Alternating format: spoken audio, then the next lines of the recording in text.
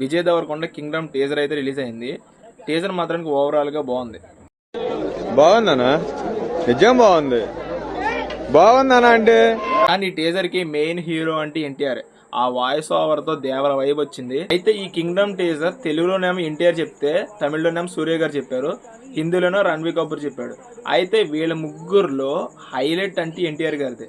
ఆ voice base గానీ, ఆ డైలాగ్ డెలివరీ గానీ ఎరక్కొట్టేసింది. కింగ్డమ్ టీజర్ గురించి వస్తే ఇది ఒక ఆల్మిక్స్ ఫ్రూట్ జ్యూస్ లా అనిపించింది. ఒక కేజీఎఫ్, ఒక దేవర, ఒక సలార్, ఈ మూడింటిని మిక్స్ చేసి కుట్టినట్టు నాకు అనిపించింది. కానీ నాకు నమ్మకం వల్ల గౌతమ్ తెన్ననూరి అండ్ అనిరుద్ మీద. ఎందుకనంటే వీళ్ళిద్దరు కాంబోలో వచ్చిన జెర్సీ మూవీ ఎంత క్లాసికల్ హిట్టో మనందరికీ తెలుసు. అయితే ఇన్ని సంవత్సరాల తర్వాత వీళ్ళ కాంబోలో మూవీ వస్తుంది. అందులోకి గౌతమ్ తెన్ననూరి జెర్సీ తర్వాత ఇలాంటి సాలిడ్ మాస్ రగ్డ్ స్టోరీ అంటే ఖచ్చితంగా పెద్ద హిట్ కొడతాడని నాకు అనిపిస్తుంది. విజయ్ దేవరకొండ మీద ఒక ట్వీట్ చదివా. అదేంటంటే వీడి 12 నుంచి వీడి 2.4 స్టార్ట్ అవుతుంది, టైర్ 1 హీరోలకి పోటీ వస్తాడని ఆ ట్వీట్ లో రాశారు.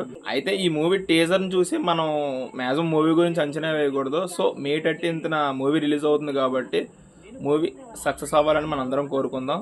అలాగే ఈ టీజర్ మీకు ఎలా అనిపించిందో కామెంట్ చేయండి. అలాగే వెళ్తూ సబ్స్క్రైబ్ కూడా చేయండి ఫ్రెండ్స్.